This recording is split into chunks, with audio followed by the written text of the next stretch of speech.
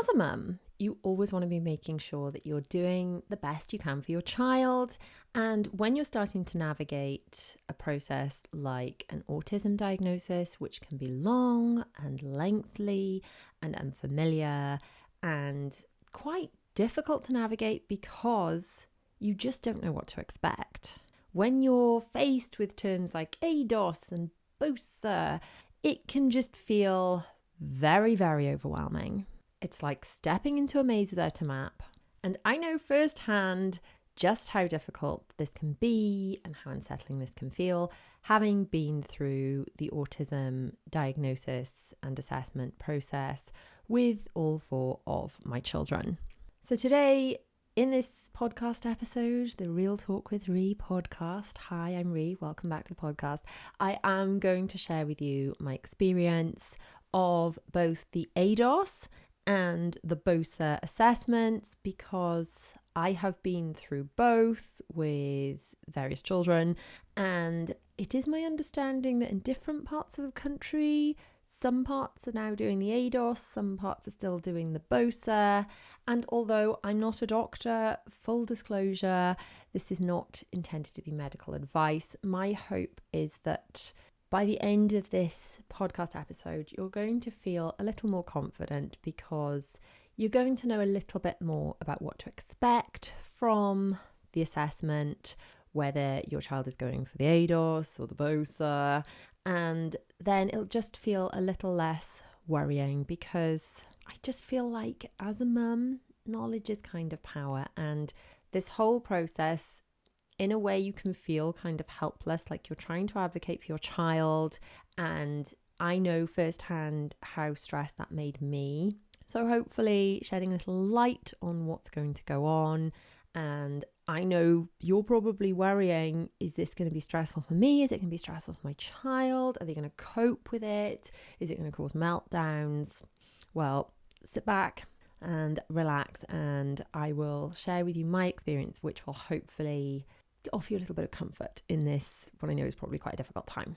So, like I said, I am Rhi. Welcome back to the Real Talk with Rhi podcast. I have 4 children who at various times have all been diagnosed with autism, and each of their processes was slightly different. So, let's start, as Maria from The Sound of Music says at the very beginning, a very good place to start with what is the ADOS, which is the general standard form of diagnosis that you're likely to come across. It is possible that your child will have a Bosa instead of an ADOS, but there are various other reasons why that might occur. So when we get to that, I shall explain. So the ADOS. According to the NHS, the ADOS is the Autism Diagnostic Observation Schedule, and is a standardized assessment used to diagnose autism spectrum disorder, ASD. It's a play-based assessment where a trained clinician interacts directly with the child to observe their behavior and social communication skills. So I think, let me see, two of the children I observed having the ADOS. One of my children, I had the Bosa, and then our eldest had a during COVID assessment. So I'm not going to be able to go into that in a great deal of depth. He was a teenager at the time, and I was not allowed even in the building at the time because the COVID restrictions were so extreme. So I'm going to talk to you about the 2 ADOS and the 1 Bosa that I observed firsthand, because I feel like I can give you a lot more information about that. So the ADOS is designed to be consistent regardless of where it's performed. There are different modules tailored to the child's level of language. So the module 1 is for non-verbal children, or those who just have a few words. Module 2 is for children who do have language but with limited abilities. Module 3 is for children with fluent speech. So the module that I'm going to be discussing with you in depth today is module 3, because that's the one that I have the most information about, because my eldest daughter, second child to be diagnosed, did the ADOS module 3, and as soon as I came out of that assessment, I made a video kind of brain dumping everything that happened. I took notes during it and I brain dumped everything that happened during this process. Now, it was a number of years ago, and I'm going to be honest with you, in order to put together this podcast episode for you, I had to go back and rewatch that video. So I will link my autism vlogs and videos that I filmed more sort of at the time where these assessments were going on. So if you want to hear what I was saying firsthand at the time, how I was feeling firsthand at the time, you can go back and watch those, and hopefully those will be some sort of comfort for you. Those are on my main channel, Mummy of 4 UK. So yeah, today we're going to be talking mainly about the module 3. I'm going to be honest, I think Will, who was our second child, but our first one to be assessed, I think he did a module 3 as well, but I didn't, I don't think I'd even started. I hadn't actually started YouTube, Instagram, anything like that, blogging. So I didn't make massive notes of that at the time. So I'm not going to go into Will's assessment in a massive amount of depth, purely because I don't have those notes and that really accurate recall of what happened in that assessment the same way I do for Bella's. So module 4 would be for adolescents and adults with fluent speech. So our eldest would have done the module 4 if it was an ADOS, but I'm going to be honest, I'm not even sure if it was the ADOS or the Bosa they did with him. Like I said, at the time where he had his assessment, COVID was rife. We weren't even allowed in the building. He had to go in by himself, which in itself wasn't great. COVID brings me back to the Bosa. The Bosa was the assessment that Zara, our youngest, I think she was assessed before our eldest, so I think she would have been our third child to be assessed. So she was assessed using the Bosa, and the Bosa is a brief observation of systems of autism and is an adapted version of the ADOS, and it was developed during COVID-19. So just to give you an idea, in brief, and we're going to go into this in depth, but in brief, the ADOS was, it was 2 clinicians and a lot of play-based things that I was observing through a one-way mirror. So the clinicians were playing with things, passing the children things, showing them things, and they were reasonably up close with them and playing and with and touching things. Obviously, during COVID, they were trying to limit the amount of things being touched and contaminated, the amount of contact. So the Bosa, the difference with the Bosa is I was in the room and they were using a much more kind of pared down selection of resources and toys. And in that Bosa, each and everything could be cleaned and sterilized. So I don't think they had kind of soft teddies and dolls and things like that. They were all hard surface things that could be easily sanitized. There were far fewer items, and it was me sitting with the child and touching the stuff and passing it to her so that there was no contamination between the clinicians, the assessors, and us. So in effect, like myself and my child were already contaminating each other. So we were just touching the toys, the things, and then the other assessors were only then kind of putting on gloves and cleaning things ready for the next person. So that's the basis, the base difference. So if we go sort of point by point and compare the different types of assessments, you might know what to expect if your child is going through one of these. I'm just going to have a little drink because I'm not sure if you can hear from my voice. It is my first day back to filming anything today. Apologies if I'm sounding a little bit croaky. I've had a week of just being absolutely floored by the dreaded lurgy. Don't know what dreaded lurgy of some viral description I've had, but it's absolutely knocked me sideways. So if I'm sounding a bit odd, that is why. Anyway, direct comparison. So the structure, the ADOS is very clinician-led and the parents are not in the room. The parents can observe generally. I mean, I'm just talking from my experience. Perhaps there wouldn't be one-way glass in every single such setting. But when I witnessed, we're just going to talk about Bella's ADOS because that's the one I've got notes on. But when I witnessed Bella's assessment for her ADOS, I was watching through one-way glass. I also, although I don't have the notes on it, I also do remember I was watching William's ADOS through that one-way glass as well. The Bosa is the child engaging with a parent. And that's the massive, massive difference between the ADOS and the Bosa is whether the parent is in the room involved in the assessment or not.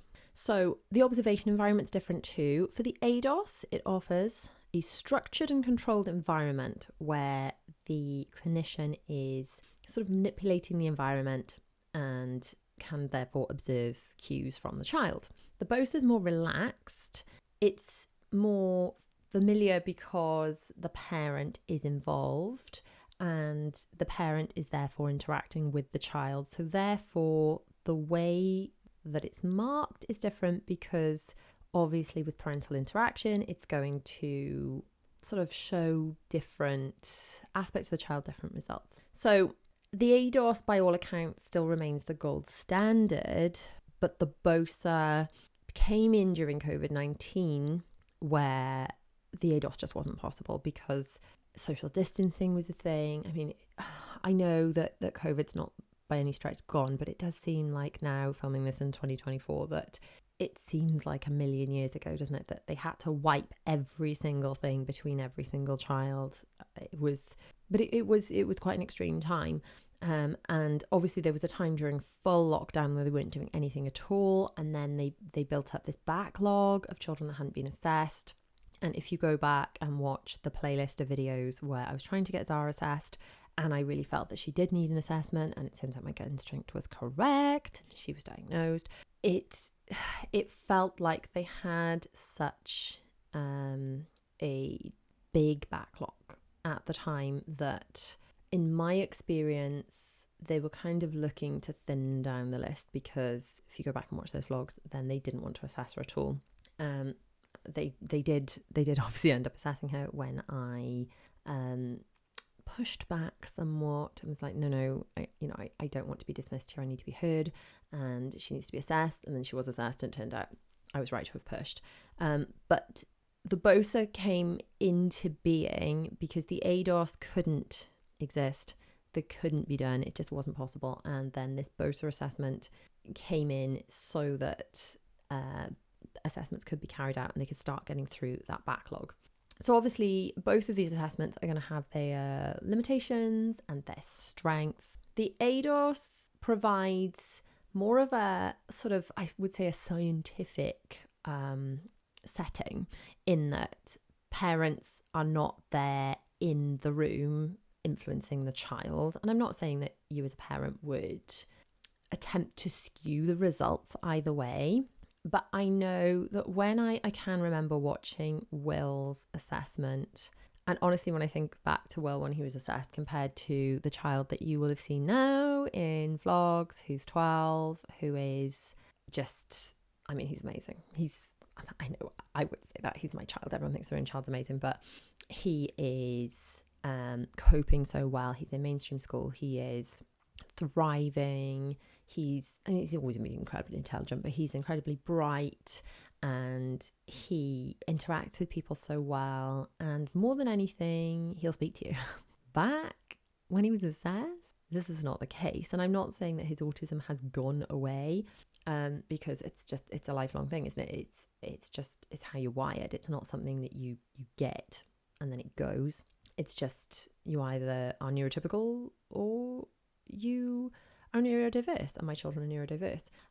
But basically, I can remember watching that sweet little boy through the one-way glass, and they would, the very nice, by the way, clinicians. They were two amazing women who I have a lot of respect for, that did Will's assessment, that were very knowledgeable and gave me amazing advice and really put us on the right path after he was assessed.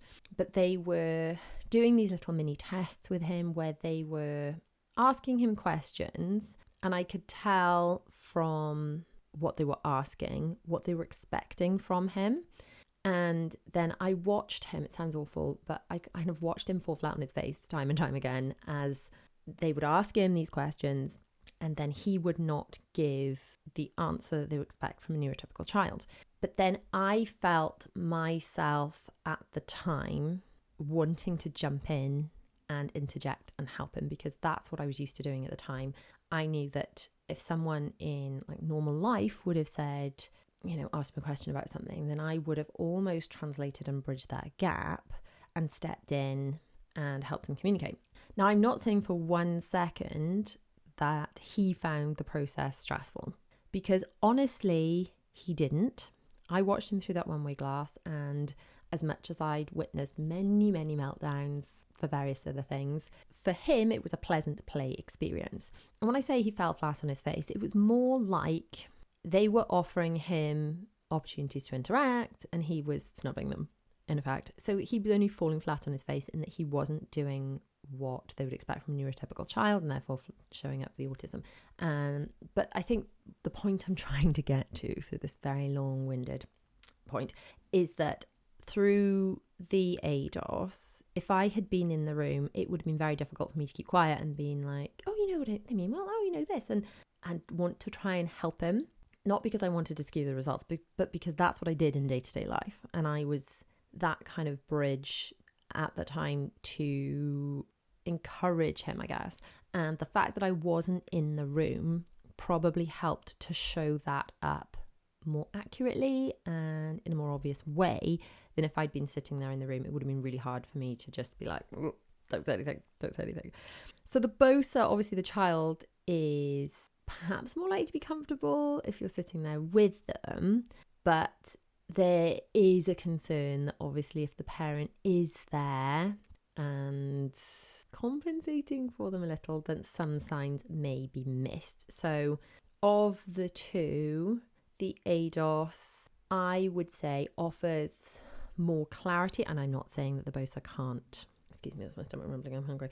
I'm not saying that the Bosa can't offer an accurate diagnosis, but I would imagine that the ADOS, from a clinician's point of view, is going to be easier to mark because there's going to be more clarity and signs are just perhaps going to be a little bit more obvious without that parent interaction.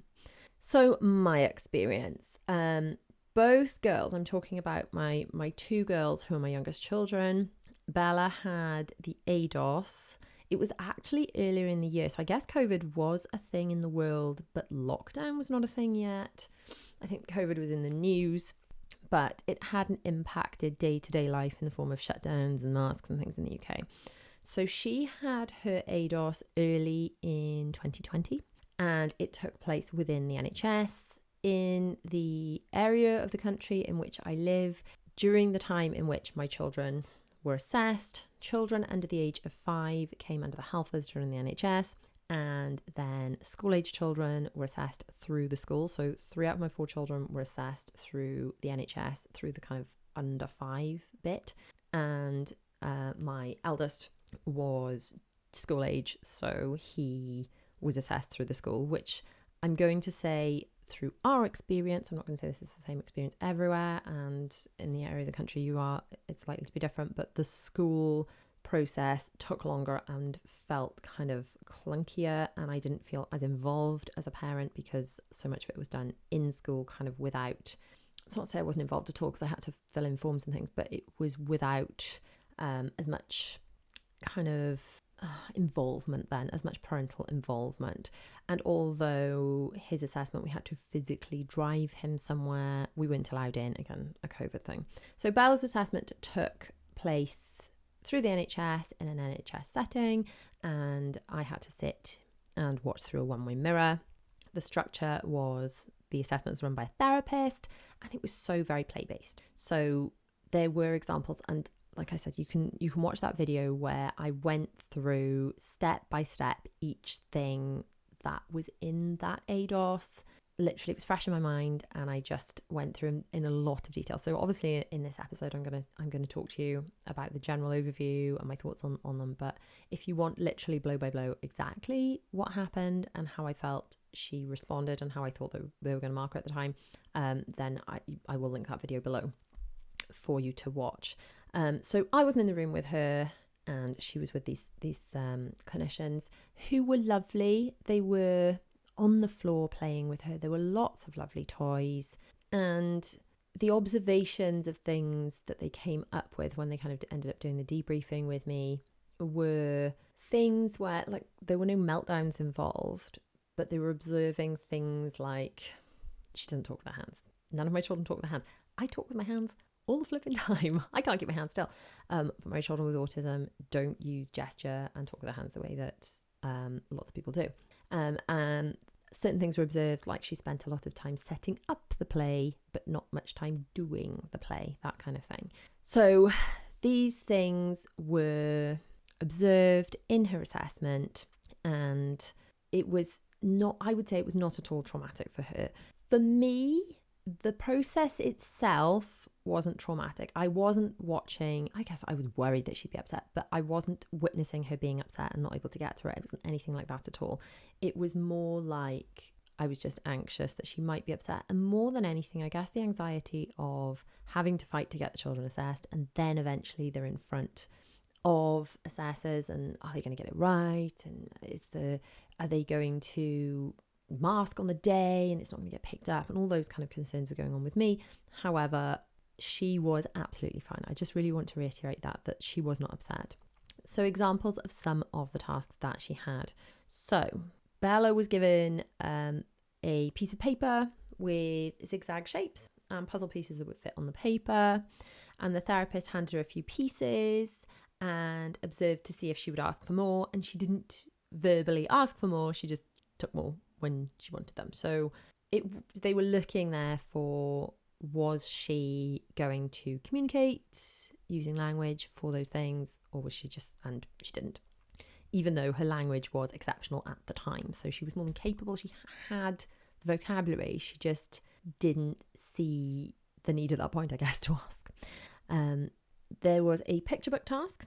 So Bella was asked what the characters might be thinking or feeling, and she focused on more what they were doing than what they were feeling or thinking in her responses. There were imaginative play tasks where they were looking at whether the children were being rigid in their thinking or imaginative in their play. And Bella was asked about what she wanted to do when she was older, and she responded, "That's ages away, I'm only 5," which is quite funny. And then there were lots of role play tasks where they were looking at how well the children used both verbal and non-verbal communication. So just as a little example of the kind of things that you might expect if your child's doing the ADOS. But like I said, if you want to watch that video where you go through step by step, or I went through step by step exactly what happened and my thoughts on it all, then that's linked below. I would say that compared to when I watched Will's ADOS, Bella's was much harder to guesstimate the outcome. I think that when I watched Will's, I was like, I could see quite plainly they're looking for this, he didn't do that. They're looking for that, he did do that. It felt more black and white. I can even remember the assessors saying at the end of her ADOS, when they kind of chatted to me, that until they added up the scores, they really weren't sure which way it was going to go, because her signs were a lot more subtle. And this is kind of, in inverted commas, girly autism, and a problem that people have with getting girls assessed and noticed is that girls mask so much. Generally speaking, obviously this is a sweeping generalization, but generally speaking, boys with autism tend to be more obvious, and girls with autism tend, in general, to mask more. And this was definitely the case with my children, especially when they were small. Moving on to the Bosa for Zara. So Zara's assessment, like I said, happened during the pandemic. So it was a wild time. They didn't want to assess her. We had to have meetings and meetings where I basically said, just very briefly, and we'll go back to the Bosa, but there was one meeting in particular where she was brought in and she was put on the waiting list way before age 5. But I think she was 5 or approaching 5. I can't remember exactly now. You have to go back and watch the actual vlogs. But she was certainly 5 or approaching 5 or just after 5 by the time she was due to actually be assessed. But she'd been on the waiting list since Bella had been diagnosed, because I basically said, well, these two little girls are the same. If Bella needed to be assessed, Zara is so similar to Bella that she also needs to be assessed. And I put her name on the waiting list immediately. So she'd been on the waiting list for a long time. but they were kind of like, oh, should she be like put into the school system? You know, our workload's quite big. Should we move her on to that? And I was like, no, she's been on your waiting list. I need you to assess her. And then there was a meeting with one particular doctor. I wasn't terribly impressed because if you can imagine, the doctor was facing me and Zara was sitting behind the doctor. So the doctor was talking to me and Zara was sitting playing with very small amount of toys because it was COVID behind this doctor. So she'd barely set eyes on her for no more than 1 or 2 minutes during this whole meeting. And at the end of this meeting with me, where I'd said she's got XYZ difficulties, this doctor said she didn't see enough to put her forward for an assessment. I'm like, well, you didn't see her at all. She was sitting behind you. So I then complained and just said that I felt fobbed off. I didn't feel that she'd seen enough to witness anything at all. Gosh, my stomach's rumbling a lot. Sorry, apologies. This doctor hadn't seen enough of anything to see and make a decision one way or another. So after much complaining and pushing, they agreed to assess her, and the Bosa was the result of that. So I was sitting there engaging, and some examples of tasks. There was a puzzle task. I'm just checking my notes here. And Zara was given puzzle pieces and told to do whatever she liked with them. She turned the puzzle into words, spelling out her siblings' names, which the clinician found quite impressive, and even took a picture of it to show her creativity. But also it did demonstrate a fixation on certain details. It's really interesting reading these notes, actually, because some of this stuff, whether I've suppressed it or forgotten it, I have barely thought about since.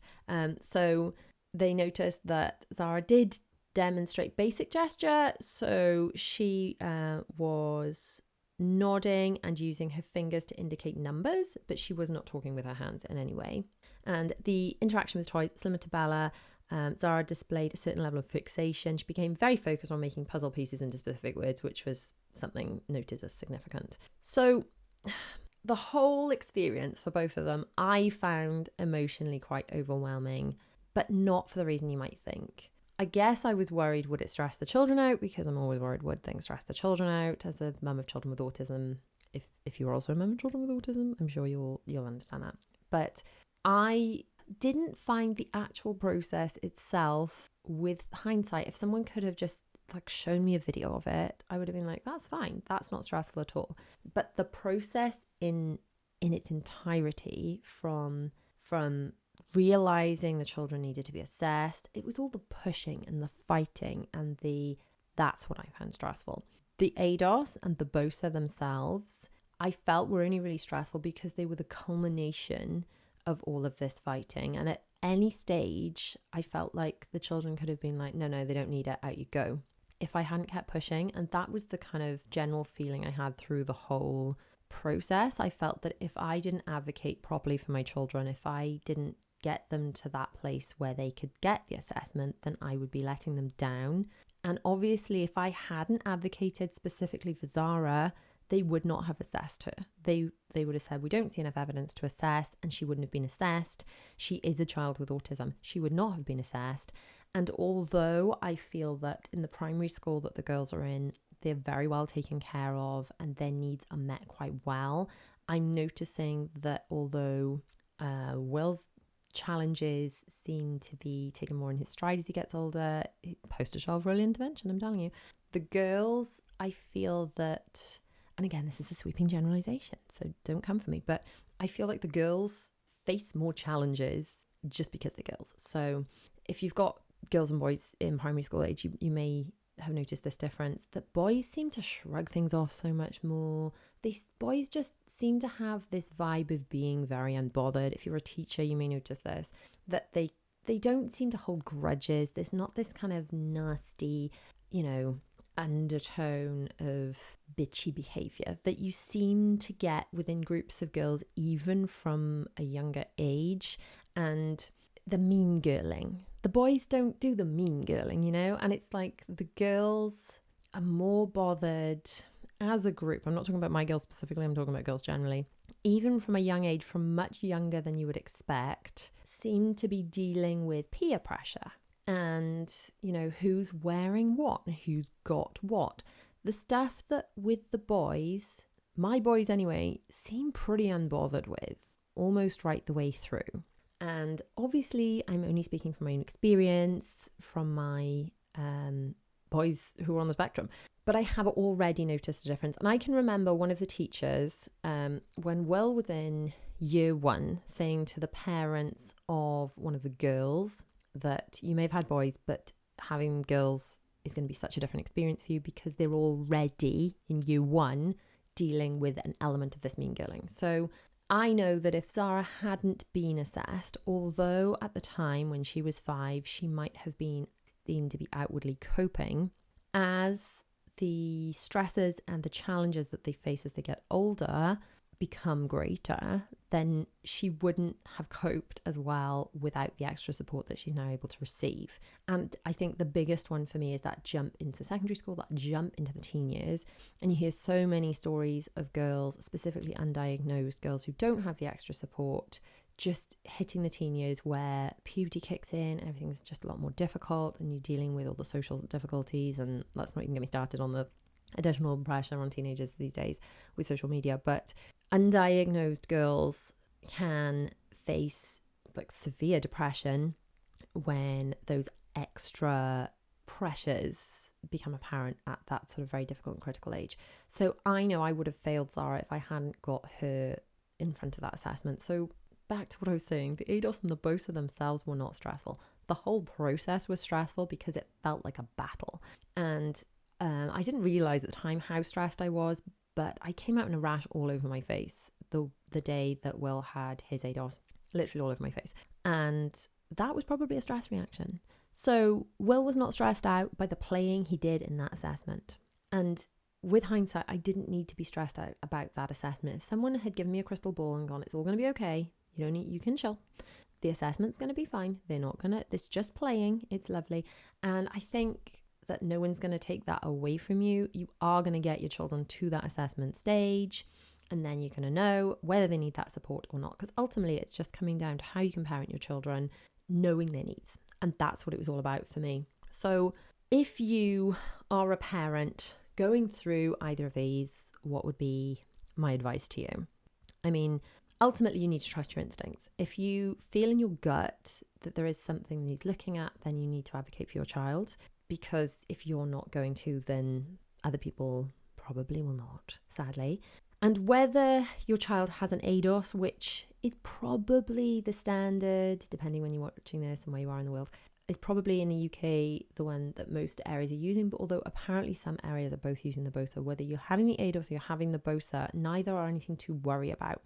They are not invasive. They are generally done by kind people that love children, because that's why they're pediatricians, and people that know what they're doing, and they're not trying to provoke your child to have a meltdown, which I think perhaps is a worry. That is this going to be an assessment where they provoke the children into having a meltdown to see if they really have autism? And that's really not what it's about. It's just looking for whether they respond in a neurotypical way or not to certain social cues, and whether that is done through the one-way glass with the clinicians or with you in the room.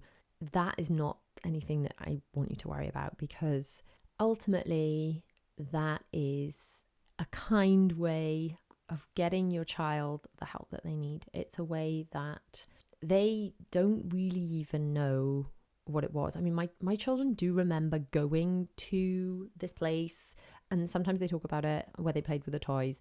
Zara can even remember what dress she was wearing on the day, which to me it seems wild because it was such a long time ago. But she's like, yeah, when I went that place and I wore that owl dress. I was like, did you?